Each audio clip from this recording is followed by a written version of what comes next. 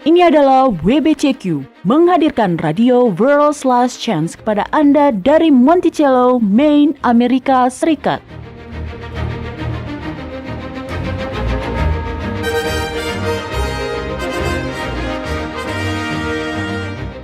Kejahatan brutal, kerusuhan politik, ketidakstabilan keuangan, semuanya mengarah pada sebuah krisis yang akan datang, krisis yang belum pernah terjadi sebelumnya. Tetaplah bersama Radio World's Last Chance untuk belajar cara Anda dapat bersiap secara rohani menghadapi apa yang berada di depan. Radio WLC mempersiapkan orang untuk menyambut Sang Juru Selamat yang segera kembali.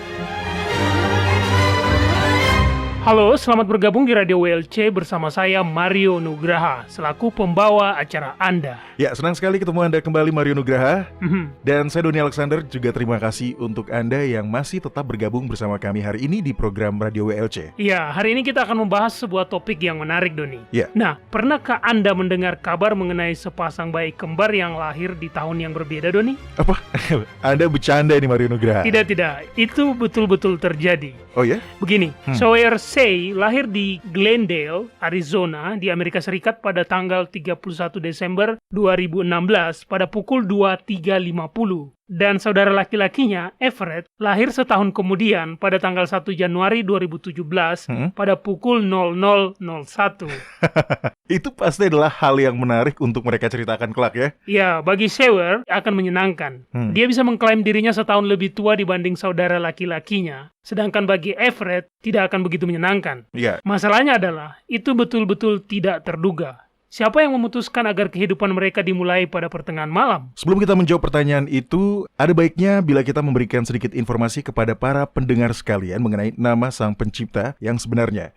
Nah, bagi para pendengar yang pernah bergabung bersama kita sebelumnya, tentunya mereka telah mengetahui bahwa di Radio WLC, kami lebih memilih untuk menggunakan nama pribadi Sang Pencipta, yaitu Yahwa, atau bisa disingkat Ya. Betul. Dan nama sang anak adalah Yahuswa, yang tentunya berarti Yahwa menyelamatkan. Dan Eloah, dan Elohim adalah gelar dalam bahasa Ibrani yang merujuk kepada Yahwa.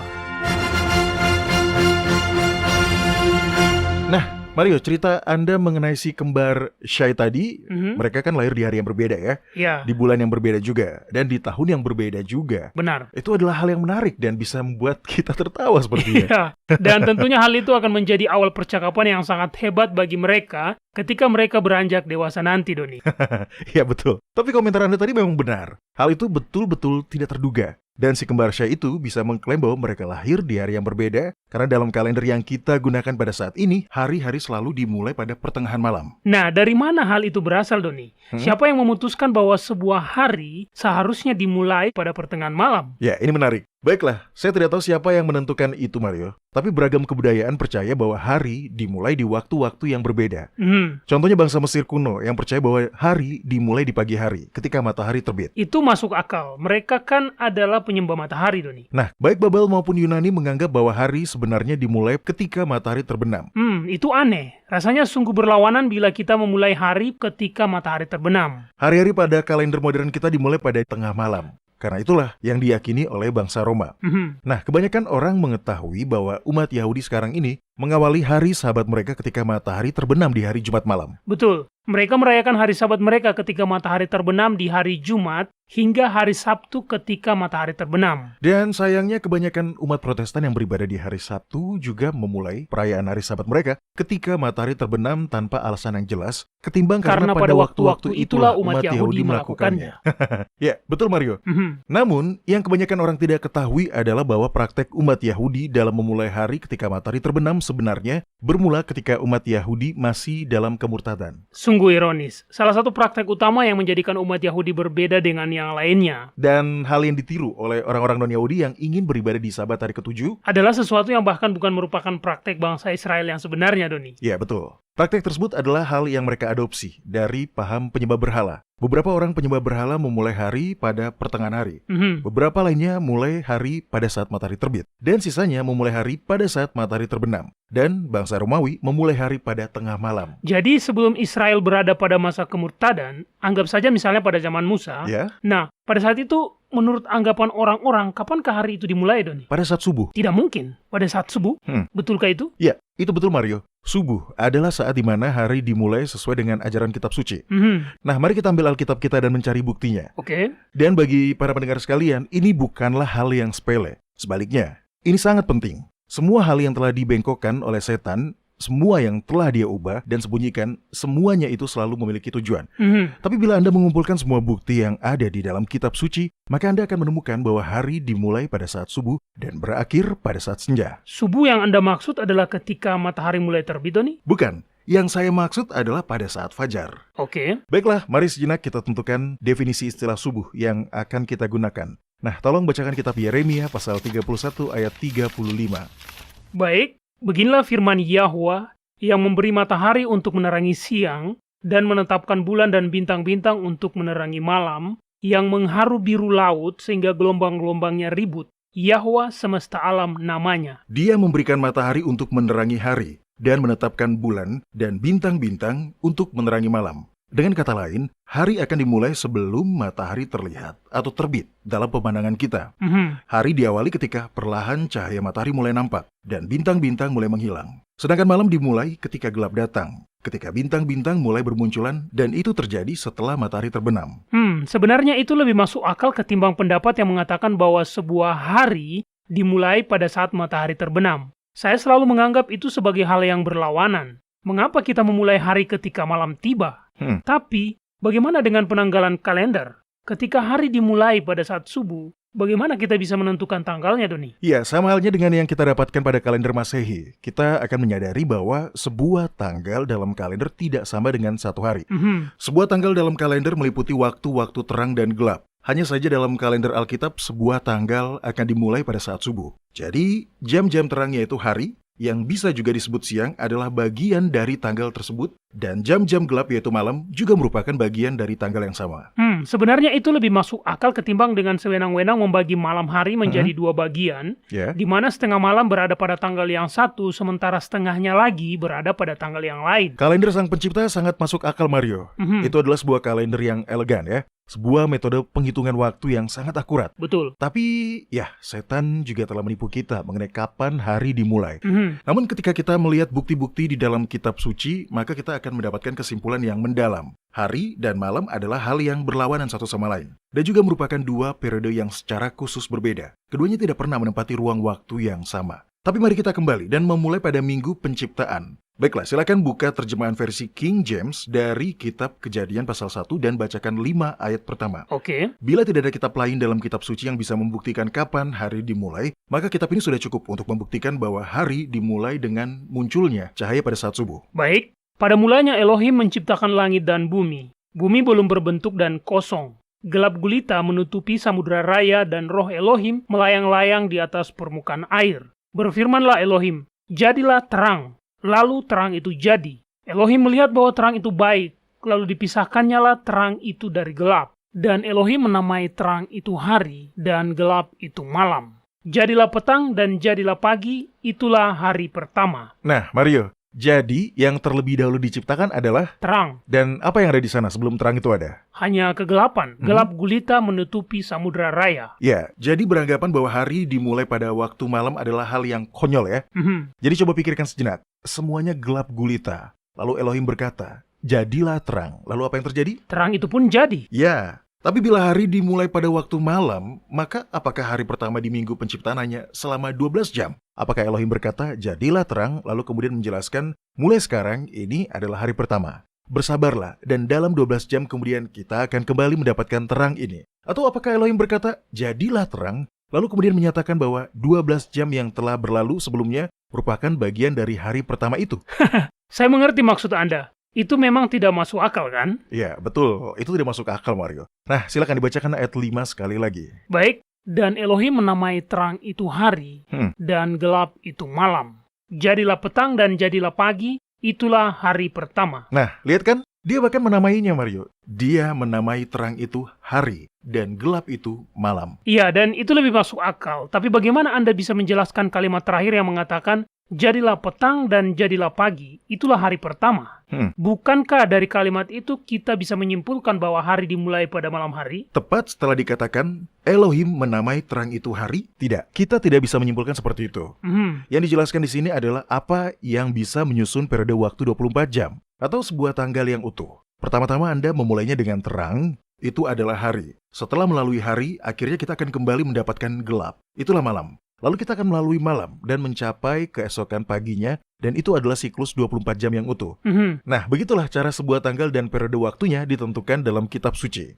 Saya mengerti. Jadi, jam-jam gelap atau malam masih merupakan tanggal yang sama dengan jam-jam terang atau hari, atau bisa juga disebut siang yang terlebih dahulu ada sebelumnya. Ya, tepat sekali. Dan Anda akan bisa menemukan itu dicantumkan di dalam kitab suci. Ketika waktu pada sebuah malam akan diberikan tanggal, maka itu akan diberikan tanggal sesuai dengan tanggal yang diberikan pada jam-jam terang atau hari yang mendahuluinya. Bisakah Anda memberikan contohnya? Baiklah, mari kita lihat hari Pasca Passover. Nah, pemahaman tradisionalnya menurut kalender modern kita adalah bahwa Pasca Passover terjadi pada Kamis malam. Dan bangsa Israel meninggalkan Mesir pada Jumat pagi. Dan hal ini sesuai dengan asumsi mengenai penyaliban.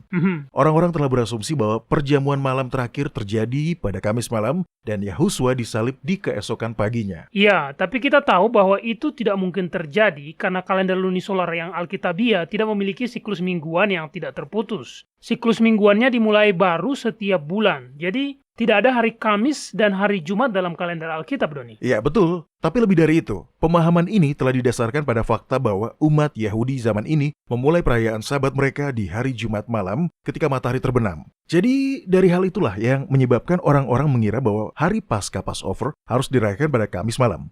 Tapi mari kita lihat apa yang dijelaskan di dalam Alkitab. Nah, silakan buka kitab Keluaran pasal 12. Oke. Pada pasal itulah Yahwa memberikan instruksi kepada Musa mengenai tata cara merayakan Pasca Passover. Mereka harus menangkap seekor anak domba, menyembelinya dan mengoleskan darahnya di ambang pintu dan di tiang pintu sebagai tanda untuk malaikat maut. Lalu mereka akan memakan sajian Pasca Passover. Namun Musa memberikan mereka beberapa instruksi khusus yang menurut asumsi kita sering kita abaikan. Oleh karena itu, Mario, tolong bacakan kitab Keluaran pasal 12 ayat 21 dan 22. Baik, Doni. Di dalam kitab Keluaran pasal 12 ayat 21 dan 22 dikatakan, lalu Musa memanggil semua tua-tua Israel serta berkata kepada mereka, pergilah, ambillah kambing domba untuk kaummu dan sembelilah anak domba Paskah. Kemudian kamu harus mengambil seikat hisop dan mencelupkan dalam darah yang ada di dalam pasu, dan darah itu harus kamu sapukan pada ambang atas dan pada kedua tiang pintu. Seorang pun dari kamu tidak boleh keluar pintu rumahnya sampai pagi. Baiklah, mereka tidak boleh meninggalkan rumah mereka sampai pagi. Itu adalah petunjuk yang sangat besar. Itu menunjukkan bahwa bangsa Israel pada saat itu memang telah memahami bahwa hari dimulai pada saat subuh dan sebuah periode jam-jam gelap atau sebuah malam masih merupakan satu tanggal dengan periode jam-jam terang atau sebuah hari yang mendahuluinya. Nah, Mario, sekarang coba buka dan bacakan kitab Bilangan pasal 33 ayat 3. Baiklah, Doni. Kitab Bilangan pasal 33 ayat 3, di dalamnya dikatakan, mereka berangkat dari Ramses pada bulan yang pertama, pada hari yang ke-15 bulan yang pertama itu, pada hari sesudah Pasca Passover, berjalanlah orang Israel keluar oleh tangan yang dinaikkan di depan mata semua orang Mesir. Kutipan ayat tersebut memberikan kita tanggal kalender yang sesungguhnya. Nah, orang-orang Israel itu pergi dari Mesir pada tanggal ke-15 Abib di bulan pertama. Betul. Baik kitab Keluaran pasal 12 dan kitab Imamat pasal 23, keduanya memberikan informasi mengenai tanggal dirayakannya Pasca Passover, dan itu adalah tanggal 14 Abib. Jadi orang-orang Israel tersebut pergi meninggalkan Mesir pada tanggal 15 Abib. Nah, selanjutnya tolong bacakan kitab Ulangan pasal 16 ayat 1, dan ingatlah, Pasca Passover dirayakan pada tanggal ke-14. Mereka tidak boleh keluar dari rumah hingga pagi tiba, dan mereka pergi meninggalkan Mesir pada tanggal ke-15 bulan itu. Nah, apa yang dikatakan di dalam kitab Ulangan pasal 16 ayat 1? Ingatlah akan bulan Abib, dan rayakanlah Pasca Passover bagi Yahwa Eloamu, sebab dalam bulan Abib itulah Yahwa Eloamu membawa engkau keluar dari Mesir pada waktu malam. Pada waktu malam, ya. Mhm. Orang-orang Israel tersebut pergi meninggalkan Mesir pada waktu malam. Betul. Nah, yang membingungkan bagi banyak orang adalah karena hari Paskah Passover memang merupakan hari sebelum Sabat hari ke-7. Mhm. Yahusua disalibkan pada hari ke-6 dalam siklus mingguan, sehari sebelum hari Sabat. Dia adalah anak domba Yahwa yang telah membersihkan bumi ini dari segala dosa. Jadi, dia disalibkan pada hari Paskah Passover, yaitu hari ke-6 dalam sebuah siklus mingguan. Mhm. Nah, hal yang penting untuk dipahami oleh para pendengar sekalian adalah pada kalender lunisolar Alkitab, hari ke-14 dalam sebuah minggu selalu jatuh pada hari ke-6 dalam sebuah minggu. Dan hari ke-15 selalu merupakan Sabat hari ke-7. Iya, karena siklus mingguannya selalu dimulai baru di setiap bulan, Doni. Ya, jadi mari kita rangkum semua bukti-bukti yang telah kita dapatkan sampai saat ini. Oke. Kita pulangkan, pasal 16 ayat 1 menyatakan bahwa orang-orang Israel meninggalkan kota Mesir pada waktu malam. Betul. Kita tahu bahwa mereka tidak meninggalkan kota Mesir pada hari Paskah Passover. Seperti yang telah diasumsikan banyak orang, ya. Mhm. Karena kitab Keluaran pasal 12 ayat 22 mengatakan bahwa mereka tidak boleh meninggalkan rumah sampai pagi tiba. Mhm. Hal itu juga dibenarkan oleh kitab Bilangan pasal 33 ayat 3 yang memberikan tanggal yang sebenarnya mengenai kapan mereka meninggalkan kota Mesir, yaitu hari ke-15 dalam bulan pertama. Jadi Anda mengatakan bahwa hari Paskah Passover sesuai dengan yang kita ketahui selalu jatuh pada hari ke-14 Ya, dan hari ke-6 dalam sebuah minggu, dan hari itu dimulai pada saat subuh dan masih akan terus berlanjut hingga subuh pada hari selanjutnya, yaitu hari ke-15. ya, itu betul. Tapi meskipun itu masih subuh dan mereka sudah bisa meninggalkan rumah, mereka tetap tidak melakukannya, kan? Mengapa mereka tidak meninggalkan kota Mesir pada saat itu juga? Anda tadi mengatakan bahwa mereka sengaja menunggu hingga malam itu, kan? Ya, ingat, dalam kalender lunisolar, hari ke-15 selalu merupakan hari Sabat, ya kan? Betul. Yahwa tidak akan membatalkan Sabatnya karena mereka meninggalkan kota Mesir pada jam-jam suci hari itu. Mhm. Oleh karena itu, dia menggiring mereka untuk meninggalkan kota Mesir ketika jam-jam suci Sabat telah berlalu pada malam itu. Oke, saya bisa memahaminya, tapi itu justru menimbulkan lebih banyak pertanyaan lagi, Doni. Baiklah, kita akan rehat dulu sejenak, dan nantinya saya akan memberikan beberapa pertanyaan kepada Anda. Ya, tentu saja. Baiklah para pendengar sekalian, kita akan rehat sejenak, jadi jangan kemana-mana, tetaplah bergabung di Radio WLC.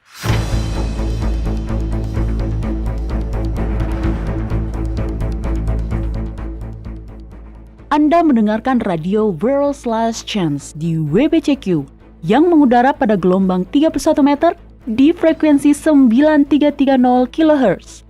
Radio World's Last Chance mempersiapkan orang untuk menyambut Sang Juru Selamat yang segera kembali.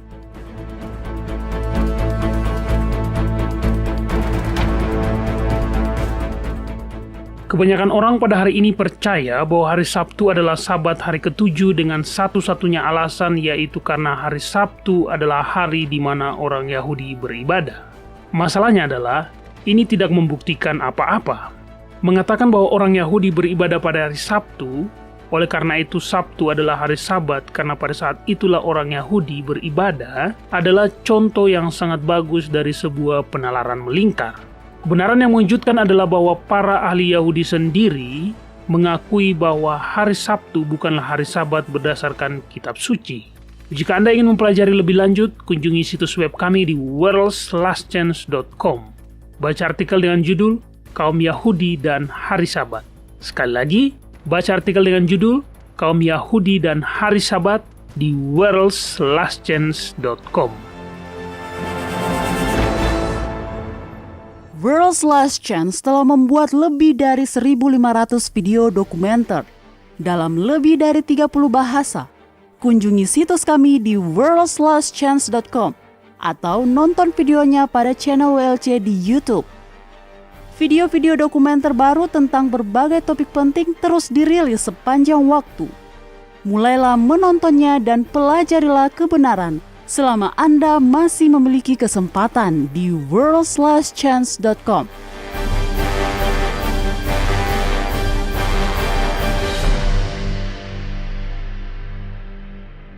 Baiklah para pendengar sekalian, kami telah kembali. Terima kasih karena Anda masih bergabung bersama kami di Radio WLC pada program hari ini. Nah, Doni, menurut saya kitab suci sudah memberikan penjelasan bahwa hari Paskah Passover selalu jatuh pada hari ke-14 dalam bulan pertama, yaitu bulan Abib. Orang-orang Israel itu harus tetap tinggal di dalam rumah mereka hingga pagi hari. Betul, Mario. Tapi kemudian, apa yang mereka lakukan? Duduk diam menunggu hingga malam tiba? Apa yang terjadi selama jam-jam suci itu, Doni? Mereka menguduskan hari Sabat. Tapi kemudian orang-orang Mesir mendatangi rumah mereka, memberikan mereka kado dan membujuk mereka untuk keluar dari rumah. Nah, Mario, selanjutnya tolong buka dan bacakan di Kitab Keluaran pasal 12 ayat 30 hingga 36. Baiklah, lalu bangunlah Firaun pada malam itu bersama semua pegawainya dan semua orang Mesir, dan kedengaranlah seruan yang hebat di Mesir, sebab tidak ada rumah yang tidak kematian. Lalu pada malam itu dipanggilnyalah Musa dan Harun, katanya, bangunlah, keluarlah dari tengah-tengah bangsaku, baik kamu maupun orang Israel. Pergilah, beribadahlah kepada Yahwa seperti katamu itu. Baiklah, saya akan sedikit menyela Anda ya.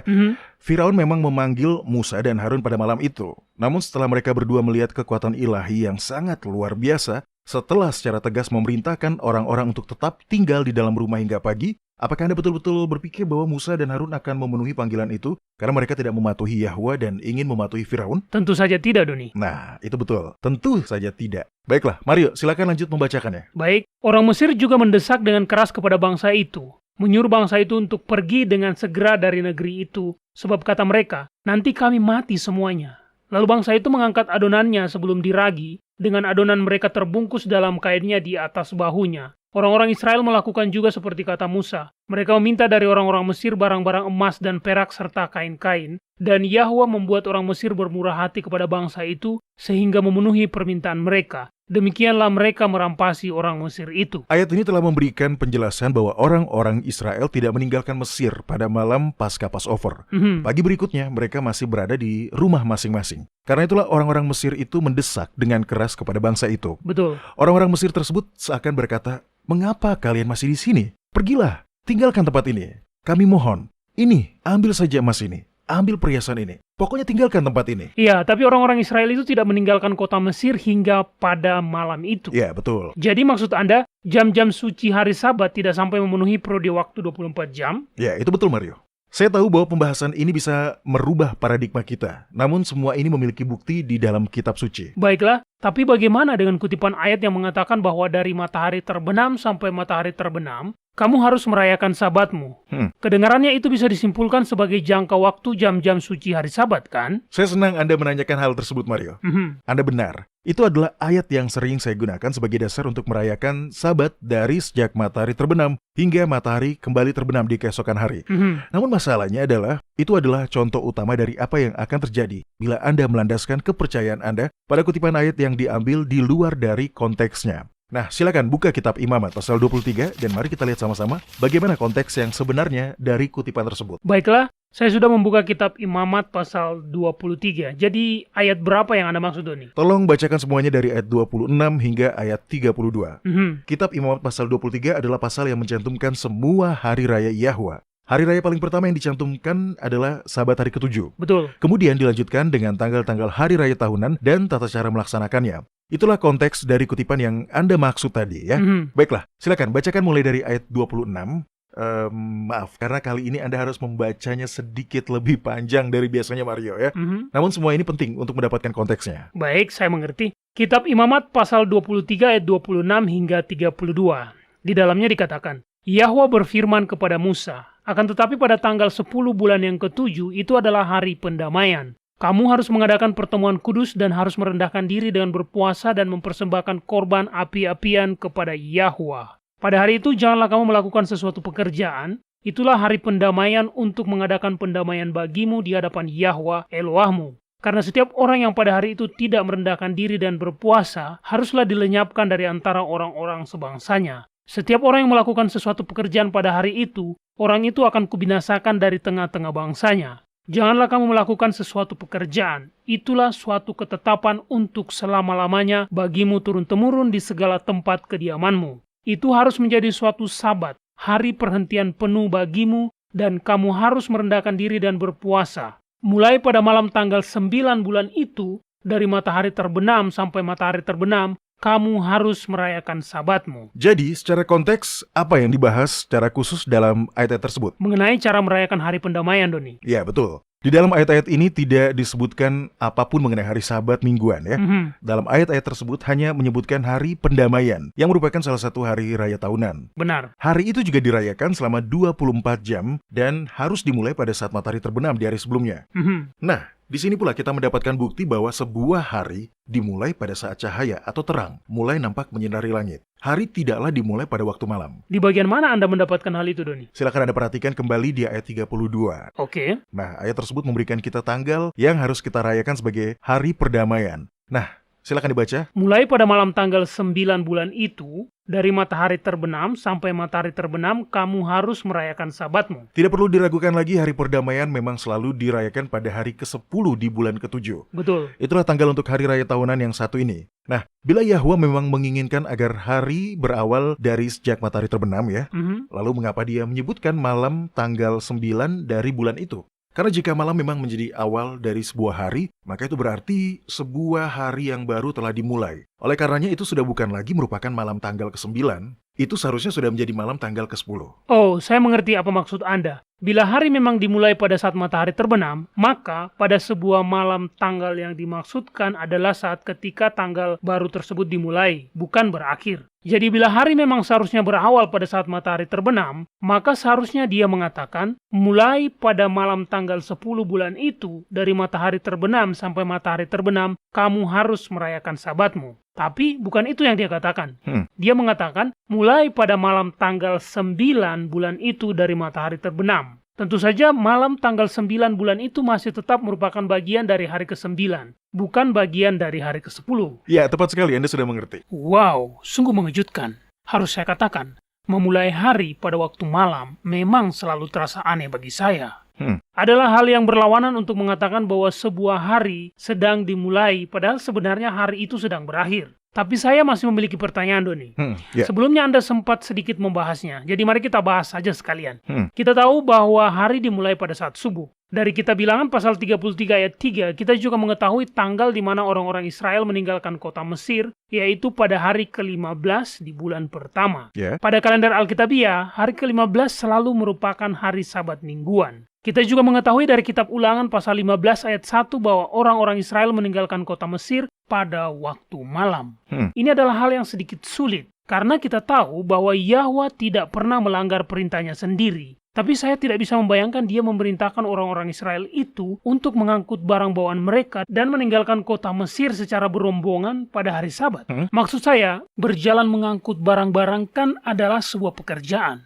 Dan kita dilarang untuk melakukan pekerjaan di hari Sabat, Doni. Ya, Anda benar. Yahwa tidak akan pernah melakukan itu. Betul. Beberapa orang mencoba mengatakan bahwa bila Yahwa sendiri yang memberikan perintah, maka sebagai pemberi hukum dia bisa melanggar aturannya sendiri. Tapi bukan seperti itu cara Yahwa bekerja. Betul. Dia memang adalah sang pemberi hukum. Meskipun demikian, dia tidak pernah melanggar hukumnya sendiri.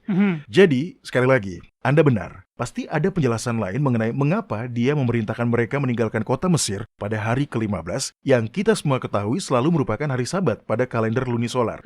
Jawabannya sangat sederhana. Namun itu juga merupakan sebuah paradigma baru. Dan jawabannya adalah jam-jam suci hari Sabat hanyalah pada jam-jam terang saja. Jadi Anda mengatakan bahwa tidak ada hari Sabat yang dirayakan selama 24 jam? Tepat sekali, itulah yang saya katakan. Jadi orang Israel itu meninggalkan kota Mesir pada hari ke-15. Pada waktu malam. Namun pada saat itu jam-jam Sabat telah berakhir. Ya, saya tahu itu memang terdengar gila ya. Itu adalah hal yang berlawanan dengan yang telah diajarkan kepada kita selama ini. Dan tentunya orang Yahudi zaman ini tidak mempraktekkan hal tersebut.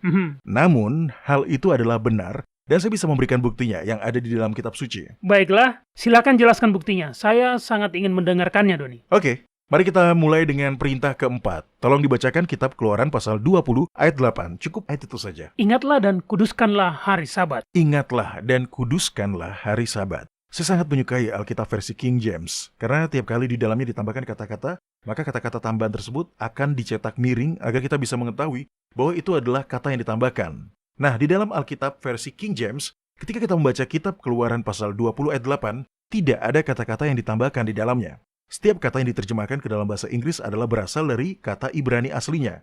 Ingatlah dan kuduskanlah hari Sabat. Kita membaca ayat tersebut dan langsung berasumsi bahwa yang dimaksud hari dalam ayat tersebut adalah periode waktu selama 24 jam. Tapi sebenarnya bukan itu yang dimaksud. Kita harus mengingat dan menguduskan hari Sabat. Jadi mengapa kita membuat asumsi yang demikian? Mari kita lihat pada kitab Yohanes pasal 11 dan bacakan ayat 9 dan 10. Baiklah, di dalamnya dikatakan, jawab Yahusua, bukankah ada 12 jam dalam satu hari? Siapa yang berjalan pada siang hari, kakinya tidak terantuk, karena dia melihat terang dunia ini. Tetapi jikalau seorang berjalan pada malam hari, kakinya terantuk, karena terang tidak ada di dalam dirinya. Bukankah ada 12 jam dalam satu hari? Itu adalah pertanyaan yang menarik kan? Dan lihatlah, tidak seorang pun yang berdebat dengannya. Betul. Dia adalah seseorang yang mana setiap kata yang diucapkannya selalu diperdebatkan. Namun ketika dia mengatakan bahwa hanya ada 12 jam dalam satu hari, tidak seorang pun memperdebatkan perkataannya itu. Bagi bangsa Israel, sebuah hari terdiri dari jam-jam terang saja. Ketika sudah gelap, itu sudah disebut malam. Nah, Mario, saya memiliki pertanyaan selanjutnya untuk Anda ya. Bila sebuah hari dimulai ketika matahari terbenam dan langit sudah mulai gelap, lalu kapan malam dimulai? Itu adalah pertanyaan yang sangat bagus. Yeah. Saya tidak tahu jawabannya, Don. Jelas keduanya itu tidak bisa dimulai pada saat yang sama ya.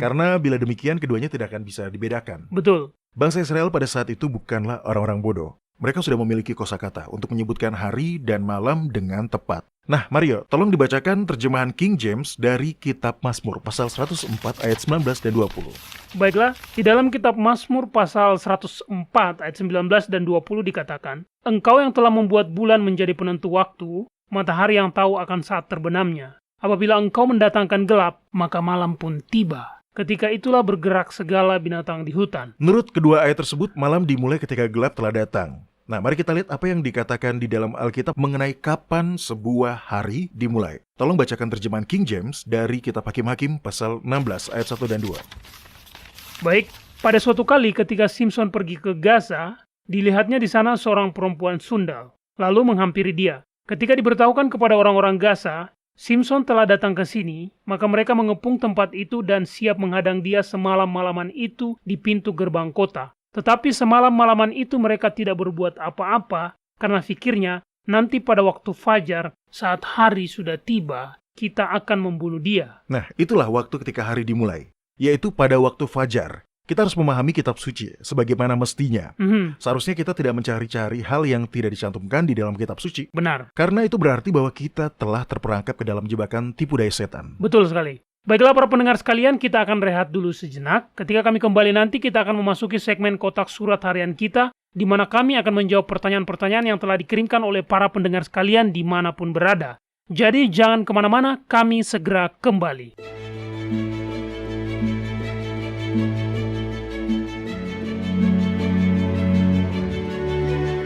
Anda mendengarkan radio World's Last Chance di WBCQ yang mengudara pada gelombang 31 meter di frekuensi 9330 kHz. Radio World's Last Chance mempersiapkan orang untuk menyambut Sang Juru Selamat yang segera kembali.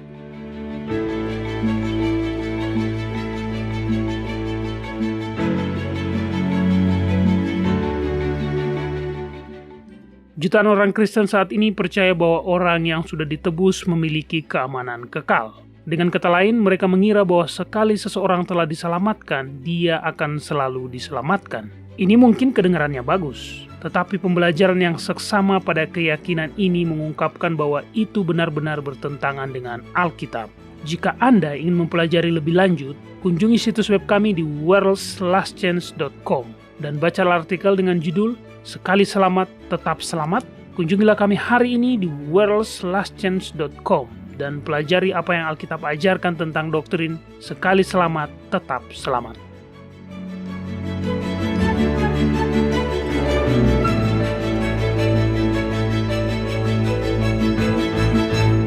World's Last Chance berdedikasi untuk mempersiapkan orang menyambut Sang Juru Selamat yang segera kembali. Acara siaran radio harian kami tersedia dalam 7 bahasa berbeda dari seluruh dunia dan masih banyak bahasa-bahasa lain lagi yang akan mengudara. Video-video dan artikel-artikel kami telah diterjemahkan ke dalam lebih dari 30 bahasa berbeda. Dan kami tidak hanya fokus pada salah satu poin pengajaran. Kami bersedia untuk bekerja sama dengan surga untuk membawa semua kebenaran ke dunia. Artikel-artikel dan video-video kami mencakup berbagai topik-topik penting pada pertumbuhan dan pembangunan dari perjalanan kekristenan. Kami menghadirkan materi yang mencakup kesalehan praktis di dalam kehidupan sehari-hari, doktrin Alkitabiah yang benar-benar hanya didasarkan pada firman Yahwa, kalender Sang Pencipta, dan nubuatan akhir zaman yang penting untuk Anda ketahui. Kami bahkan membahas berbagai macam angin pengajaran yang palsu yang telah digunakan oleh setan untuk menipu banyak orang, dan mengungkapkan mengapa itu salah dan apa yang benar berdasarkan Alkitab. Kunjungilah kami hari ini di worldslastchance.com. Pelajarilah kebenaran di hari-hari terakhir ini.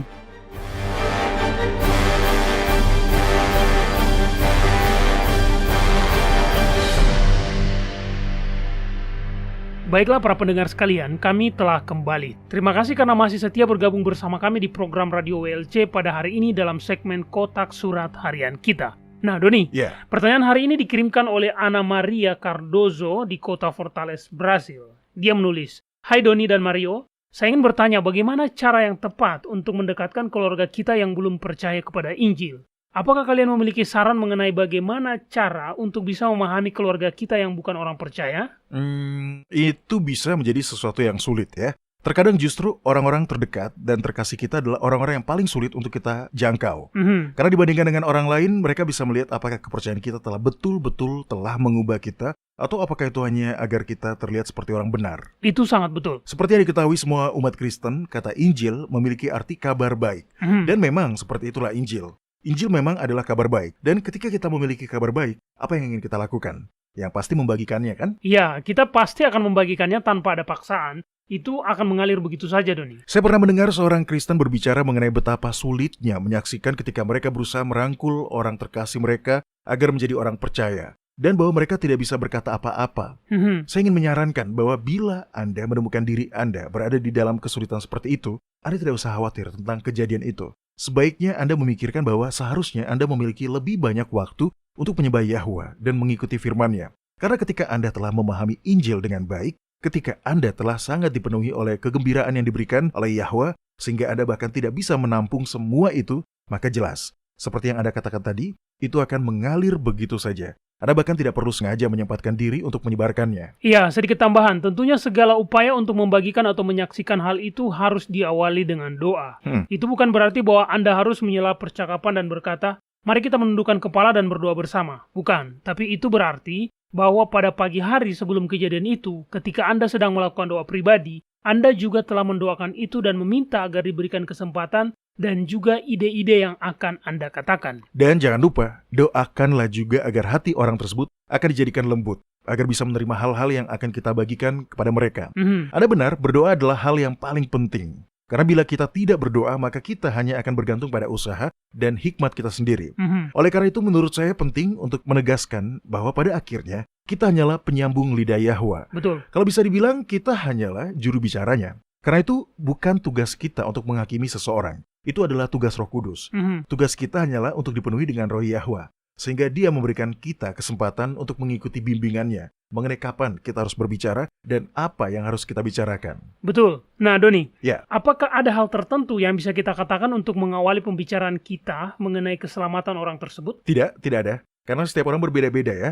Situasi setiap orang pun berbeda-beda. Dan bahkan bila saya mendapatkan sebuah kalimat yang pas untuk mengatakan itu, maka menurut hikmat saya tidak akan menawarkannya sebagai cara terbaik untuk memperkenalkan teman dan keluarga kita itu kepada Sang Juru Selamat. Karena itu adalah tugas Roh Kudus Yahwa. Yahwa akan memberikan Anda kata-kata yang harus Anda katakan untuk bisa menjangkau orang tersebut. Ingat, setiap orang memiliki pikiran masing-masing. Kita semua memiliki pikiran yang membutuhkan pendekatan yang unik. Dan Yahwa tahu pendekatan mana yang terbaik untuk dilakukan kepada seseorang. Kita bisa menyerahkan itu kepadanya. Namun bagaimanapun juga, Anda bisa memandu percakapan itu menjadi hal-hal yang berbau rohani. Bagaimana caranya, Doni? Tanyakanlah pertanyaan. Misalnya, bagaimana pendapat Anda mengenai cuaca buruk yang akhir-akhir ini terjadi? Apakah dari dulu cuaca memang se-ekstrim itu? Meningkatnya jumlah kejadian tragis baik dalam skala nasional maupun internasional akan memberi banyak kesempatan bagi orang-orang untuk membicarakan moralitas mereka sendiri. Dan setelah itu, kita bisa menggunakannya sebagai loncatan untuk melanjutkan pembahasan lebih dalam lagi. Lalu, apakah ayat-ayat Alkitab yang bisa Anda sarankan untuk digunakan ketika kita menyaksikannya? Apakah ayat-ayat yang bisa merangkum keseluruhan pesan Injil dengan sangat baik, Doni? Ayat-ayat favorit saya di dalam kitab Yohanes pasal 3 ayat 16 hingga 17. Itu adalah ayat-ayat yang diketahui semua orang dan ayat-ayat tersebut bisa merangkum pesan dalam Injil secara jelas dan indah. Iya, karena begitu besar kasih Yahwa akan dunia ini, sehingga Dia mengaruniakan anaknya yang tunggal, supaya setiap orang yang percaya kepadanya tidak binasa, melainkan beroleh hidup yang kekal. Nah, lihat kan? Anda telah menghafalnya. Kebanyakan umat Kristen pun menghafalnya. Tapi itu hanyalah ayat 16.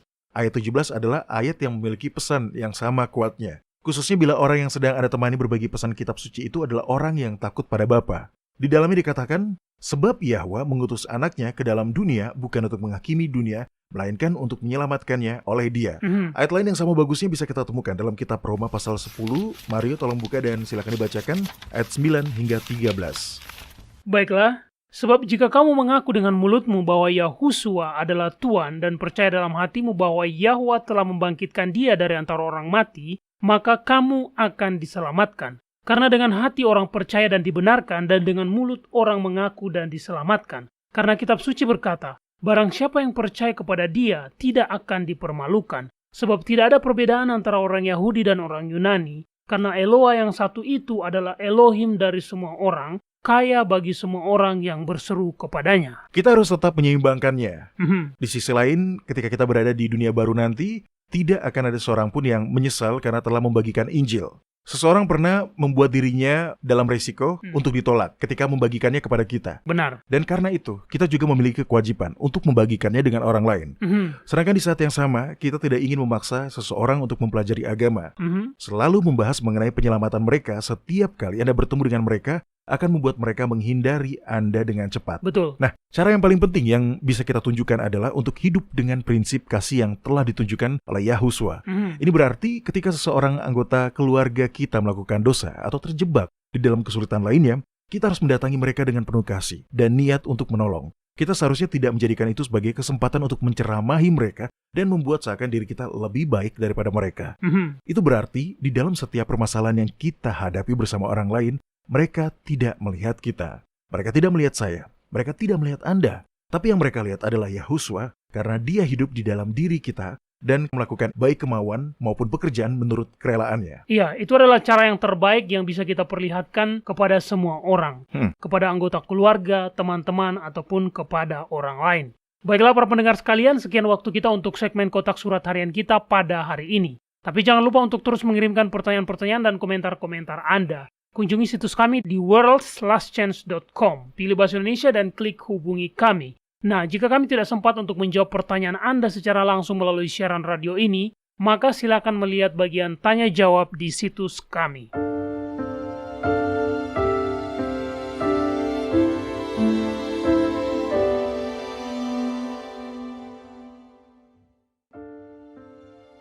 Anda menyukai apa yang Anda dengar?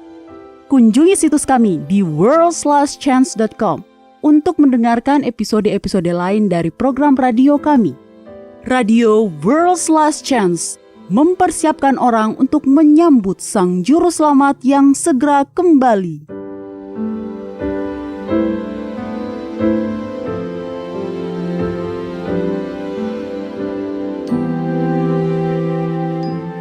Halo, ini adalah janji harian Anda dari firman Yahwa. Para pendengar, dari sekian banyak orang dewasa yang meninggalkan Mesir, hanya 2 orang yaitu Kaleb dan Yosua yang hidup untuk memasuki tanah perjanjian. Setelah menjalani hidup dengan setia sepanjang hidupnya, Yosua memanggil para tua-tua bangsa Israel, para kepala, para hakim, dan para pengatur pasukan, dan berkata kepada mereka, "Aku telah tua dan sangat lanjut umur. Sebentar lagi aku akan menempuh jalan segala yang fana. Sebab itu insyaflah dengan segenap hatimu dan dengan segenap jiwamu bahwa satupun dari segala yang baik yang telah dijanjikan kepadamu oleh Yahwa Elohmu tidak ada yang tidak dipenuhi. Semuanya telah digenapi bagimu. Tidak ada satupun yang tidak dipenuhi." Para pendengar, ini adalah sebuah khotbah yang indah. Anda dapat membaca perkataan ini secara lengkap dalam kitab Yosua pasal 23. Hal yang ingin ditekankan Yosua sebelum dia meninggal adalah berkat luar biasa yang menyertai orang-orang yang setia melayani Yahwa. E.M. Bounds dalam buku klasiknya The Power of Prayer menulis, manusia adalah metode Yahwa. Gereja mencari metode yang lebih baik, tetapi Yahwa mencari manusia yang lebih baik.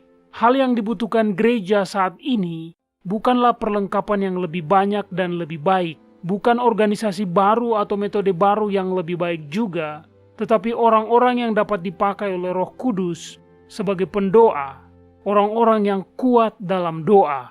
Roh Kudus tidak mengalir melalui metode, tetapi melalui manusia. Roh Kudus tidak turun ke atas peralatan, tetapi Dia turun ke atas manusia. Roh Kudus tidak mengurapi rencana-rencana, tetapi Dia mengurapi orang-orang yang berdoa. Para pendengar, persyaratan untuk melayani Yahwa adalah sederhana dan mudah. Kitab Ulangan pasal 20 ayat 12 menjabarkan, "Maka sekarang, hai orang Israel, apakah yang dimintakan daripadamu oleh Yahwa Elohmu, selain dari takut akan Yahwa Elohmu, hidup menurut segala jalan yang ditunjukkannya, mengasihi Dia, beribadah kepada Yahwa Elohmu dengan segenap hatimu dan dengan segenap jiwamu. Surga mencurahkan berkat terbaiknya bagi semua orang yang melakukan hal ini." Kitab 2 Tawarik pasal 7 berisi sebuah janji yang luar biasa bagi semua orang yang mau menjadikan pelayanan kepada Yahwa sebagai hal yang terutama dalam kehidupan mereka. Ayat 14 mengatakan, "Dan umatku yang atasnya namaku disebut, merendahkan diri, berdoa dan mencari wajahku, lalu berbalik dari jalan-jalannya yang jahat, maka aku akan mendengar dari sorga dan mengampuni dosa mereka, serta memulihkan negeri mereka." Sungguh suatu berkat yang melimpah. Dia akan mendengar doa kita, Dia akan mengampuni dosa kita, Dia akan memulihkan negeri kita. Kepada kita telah diberikan janji-janji yang besar dan berharga. Majulah dan mulailah mengaminkannya.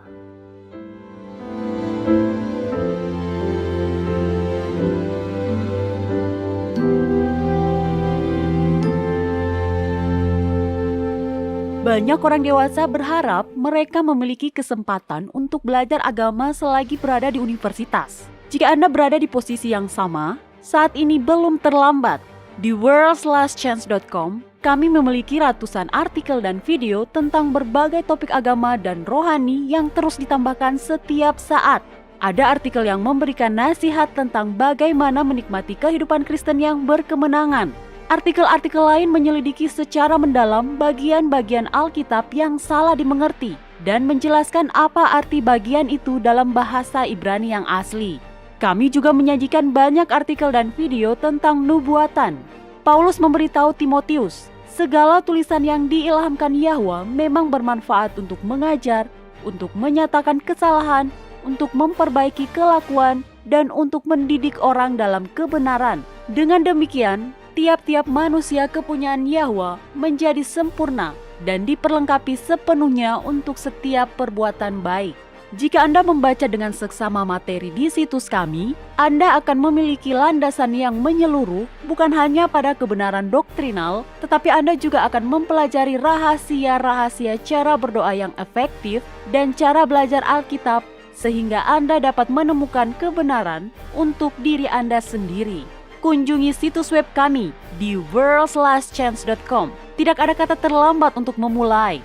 worldslastchance.com mempersiapkan orang untuk menyambut Sang Juru Selamat yang segera kembali.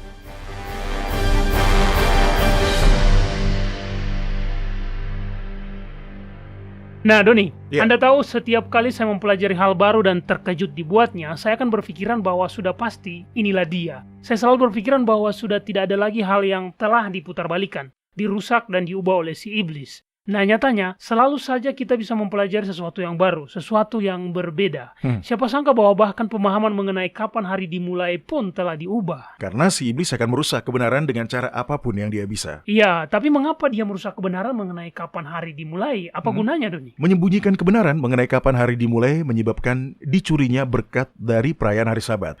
Alih-alih menjadikan sesuatu yang menggembirakan, ya mari kita jujur, hari Sabat malah menjadi sebuah beban. Iya, betul demikian. Tapi bukan itu saja. Hal tersebut juga membuat seakan hari Sabat dilaksanakan sesuai dengan standar kaum Farisi. Berapa banyak orang yang berpikiran bahwa hari Sabat dimulai sejak matahari terbenam di hari Jumat hingga matahari terbenam di hari Sabtu dan membuat mereka tergesa-gesa menyiapkan segala sesuatunya sebelum matahari betul-betul telah terbenam. Ya, saya pernah mengalami itu. Saya pun demikian. Dan berapa banyak orang yang menunggu hingga matahari terbenam di hari Sabtu agar mereka bisa kembali bersantai dan bersenang-senang. Itulah yang saya pikirkan ketika saya mengatakan bahwa hari Sabat yang dirayakan sejak matahari terbenam hingga matahari terbenam keesokan harinya, itu telah menciptakan sebuah lingkungan yang membuat paham kaum Farisi tetap bertahan.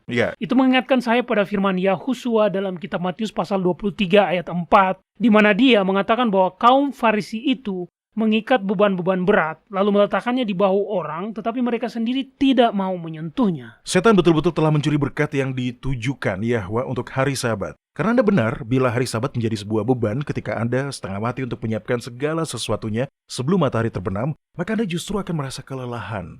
Bagikan seorang atlet yang memaksakan dirinya terus melaju ke garis akhir. Karenanya, Anda tidak akan menganggap hari Sabat sebagai berkat. Karena itu bukanlah sebuah berkat, bila itu adalah sebuah pekerjaan yang membawa beban. Betul, dan pada saat itulah Anda justru akan menanti agar Sabat segera berakhir, bukan menyambut kedatangannya dan merasa sedih karena itu telah berakhir. Itulah mengapa setan telah berupaya untuk menyembunyikan kebenaran mengenai kapan hari sebenarnya dimulai.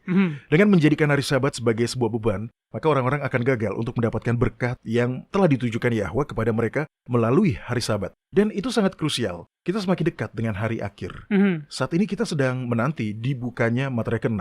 Ketika itu terjadi, maka seluruh dunia akan tahu bahwa sesuatu yang berbeda sedang terjadi. Lalu, ketika sangkakala yang dituliskan di dalam kitab Wahyu pasal 8 dan 9 telah dibunyikan, kita akan membutuhkan iman di dalam janji-janji Yahwa. Sebuah kepercayaan kepadanya yang tidak dimiliki oleh kebanyakan orang, termasuk saya. Nah, Mario, tolong buka dan bacakan sebuah ayat. Tentu saja, kitab apa yang Anda maksudkan? Kitab Yesaya pasal 58. Yahwa memiliki berkat khusus yang bisa didapatkan oleh semua orang yang menghormatinya dan merayakan hari Sabatnya. Dan berkat tersebutlah yang akan kita butuhkan untuk bisa melewati hari-hari ke depan. Oke, Mario, apakah Anda telah membuka kitab Yesaya pasal 58? Kalau sudah, silakan mulai bacakan dari ayat pertama. Baiklah, serukanlah kuat-kuat, janganlah tahan-tahan, nyaringkanlah suaramu bagaikan sangkakala. Beritahukanlah kepada umatku pelanggaran mereka, dan kepada kaum keturunan Yakub dosa mereka. Pesan tersebut bukan ditujukan bagi orang-orang tidak percaya ya. Pesan ini ditujukan bagi umat Yahwa. Nah, silakan lanjut bacakan ayat selanjutnya. Memang setiap hari mereka mencari aku dan suka untuk mengenal segala jalanku. Seperti bangsa yang melakukan yang benar dan yang tidak meninggalkan hukum Elohanya. Mereka menanyakan aku tentang hukum-hukum yang benar. Mereka suka mendekat menghadap Eloah. Itu adalah hal yang sangat penting. Mereka adalah orang-orang yang suka untuk mendekat menghadap Yahwa. Mereka tidak mengerti mengapa mereka tidak diberkati. Nah, apa yang dikatakan dalam ayat selanjutnya? Tanya mereka, mengapa kami berpuasa dan engkau tidak memperhatikannya juga? Mengapa kami merendahkan diri dan engkau tidak mengindahkannya juga? Sesungguhnya pada hari puasamu, engkau masih tetap mengurusi urusanmu, dan kamu mendesak-desak semua buruhmu. Apa yang terjadi? Demikian, tanya mereka.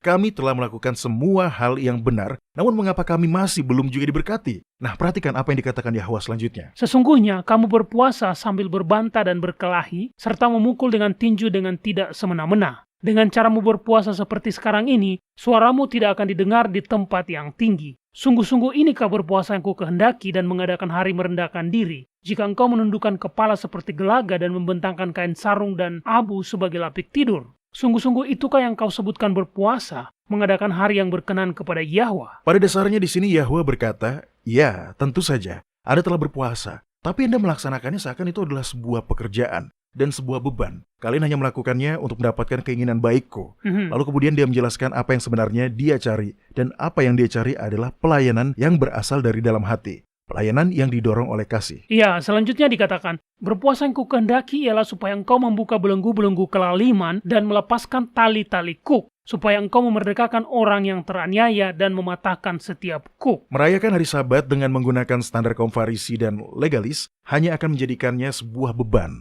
Bukan itu yang diinginkan oleh Yahwa. Dia mencari sebuah hubungan kasih. Dan ketika kita telah memiliki itu, maka kita akan bisa melihat Yahwa berada di sekeliling kita. Lalu kita akan mengasihi sekeliling kita sebagaimana kita mengasihi diri kita. Nah, Mario, silakan lanjut bacakan ayat 7. Supaya engkau memecah-mecah rotimu bagi orang yang lapar dan membawa ke rumahmu orang miskin yang tak punya rumah. Dan apabila engkau melihat orang telanjang, supaya engkau memberi dia pakaian dan tidak menyembunyikan diri terhadap saudaramu sendiri. Ketika kita tidak merayakan hari Sabat dengan cara-cara legalis, ketika kita menyembah Yahwa tanpa alasan lain, selain karena kita mengasihinya dan karena kita ingin menghormatinya dengan ketaatan kita, maka berkat hari Sabat akan mulai kita dapatkan. Betul. Pada waktu itulah terangmu akan merekah seperti fajar dan lukamu akan pulih dengan segera. Dan kemuliaan Yahwa barisan belakangmu. Pada waktu itulah engkau akan memanggil dan Yahwa akan menjawab. engkau akan berteriak minta tolong dan dia akan berkata, "Ini aku." Apabila engkau tidak lagi mengenakan kuk kepada sesamamu dan tidak lagi menunjuk-nunjuk orang dengan jari dan memfitnah, apabila engkau menyerahkan kepada orang lapar apa yang kau inginkan sendiri dan memuaskan hati orang yang tertindas, maka terangmu akan terbit dalam gelap dan kegelapanmu akan seperti rembang tengah hari. Yahwa akan menuntun engkau senantiasa dan akan memuaskan hatimu di tanah yang kering dan akan memperbarui kekuatanmu. Engkau akan seperti tanaman yang diairi dengan baik dan seperti mata air yang tidak pernah mengecewakan. Itulah yang ingin diberikan Bapa kepada anak-anaknya. Namun, untuk bisa mendapatkan berkat tersebut, kita harus meninggalkan semua ajaran-ajaran salah dari tradisi kepausan dan semua asumsi yang telah kita buat. Kita harus mengembalikan perayaan hari Sabat sebagaimana mestinya. Itulah tugas untuk generasi terakhir, yaitu untuk memulihkan perayaan hari Sabat dan juga untuk menghormati Yahwa dengan ketaatan kita sepenuh hati. Iya, engkau akan membangun reruntuhan yang sudah berabad-abad dan akan memperbaiki dasar yang diletakkan oleh banyak keturunan. Engkau akan disebutkan yang memperbaiki tembok yang tembus, yang membetulkan jalan supaya tempat itu dapat dihuni. Yang dimaksudkan di sini adalah dipulihkannya perayaan hari Sabat yang sebenarnya, yaitu dengan cara menghitungnya dengan menggunakan kalender Alkitab. Betul. Dan memulainya pada waktu yang tepat. Namun lebih dari itu, ini merupakan pemulihan semangat perayaan hari Sabat. Dan ketika kita melakukan itu, maka kita akhirnya akan mendapatkan berkat Yahwa yang sesungguhnya melalui perayaan hari Sabat. Ya, apabila engkau tidak menginjak-injak hukum Sabat dan tidak melakukan urusanmu pada hari kudusku, apabila engkau menyebutkan hari Sabat hari kenikmatan dan hari kudus Yahwa hari yang mulia, apabila engkau menghormatinya dengan tidak menjalankan segala acaramu dan dengan tidak mengurus urusanmu atau berkata omong kosong, maka engkau akan bersenang-senang karena Yahwa, dan aku akan membuat engkau melintasi puncak bukit-bukit di bumi dengan kendaraan kemenangan. Aku akan memberi makan engkau dari pusaka milik Yakub, bapa leluhurmu, sebab mulut Yahwa lah yang mengatakannya. Yakub, si curang, menjadi Israel ketika dia bergulat dengan malaikat Yahwa dan mendapatkan berkat. Itulah yang ditawarkan kepada semua orang yang memelihara semangat perayaan Sabat yang sesungguhnya. Dan saya katakan kepada Anda semua, ini penting. Ketika anak-anak Anda kelaparan dan tidak ada makanan yang dijual, dan ketika Anda tidak bisa menjual atau membeli karena Anda telah menolak untuk beribadah di hari Minggu, maka Anda akan membutuhkan kekuatan ilahi untuk bisa tetap beriman. Itulah warisan pusaka Yakub. Betul. Kepercayaan yang gigih terhadap firman Yahwa untuk mendapatkan keselamatan. Bila kita rendah hati, tidak melakukan kesenangan kita sendiri, tidak melakukan hal-hal yang membuat kita merasa bahwa kita aman, namun dengan mempercayai jasa Sang Juru Selamat, bila kita tidak merasa benar sendiri, maka berkat hari Sabat bisa kita dapatkan. Ini adalah persiapan rohani yang kita butuhkan sekarang, agar kita bisa menghadapi hari-hari kemudian. Itu adalah berkat Yahwa yang menanti untuk dicurahkan kepada kita ketika kita menaatinya dan merayakan hari Sabat dengan sederhana dan tanpa embel-embel. Ya, hanya dia dan kita, tanpa adanya tradisi-tradisi dan ajaran-ajaran salah yang telah menjadikan hari Sabat terasa seperti sebuah beban. Ya, saya sangat senang akan hal ini. Ini adalah sebuah berkat yang amat nyata ya. Ini adalah berkat yang telah dicuri oleh setan dari kita. Awalnya dia membawa kalender palsu, lalu dia membawa hari peribadatan yang palsu. Dan bila masih ada orang yang memiliki sedikit terang mengenai pemahaman akan hari Sabat, betapapun sedikitnya itu, maka setan akan membawakan pemahaman yang salah mengenai kapan hari Sabat dimulai. Namun ketika kebenaran dipulihkan, wow, hanya kasih yang dalam seperti kasih ilahi yang akan mampu untuk mengungkap banyaknya berkat yang menanti setiap orang yang menyerahkan segalanya kepada Yahwa dan menyembahnya di hari Sabatnya yang kudus. Betul. Baiklah para pendengar sekalian, sekian program kita untuk hari ini. Bergabunglah lagi bersama kami besok. Sampai jumpa dan ingat, Yahwa mengasihi Anda dan Dia aman untuk dipercaya.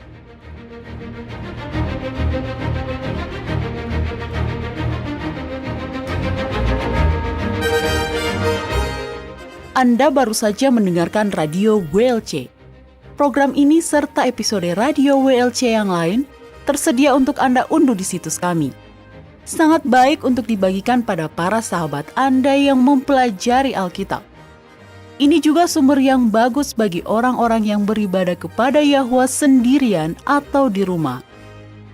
Jika Anda ingin mendengarkan program Radio WLC, kunjungi situs kami di worldslastchance.com. Klik ikon Radio WLC di bagian kanan atas beranda. Di sini Anda dapat mengunduh episode dalam bahasa pilihan Anda. Tersedia juga artikel dan video dalam berbagai bahasa. Bergabunglah bersama kami besok untuk menerima berbagai pesan kebenaran lain di WBCQ yang mengudara pada gelombang 31 meter di frekuensi 9330 kHz. Radio World's Last Chance mempersiapkan orang untuk menyambut Sang Juru Selamat yang segera kembali.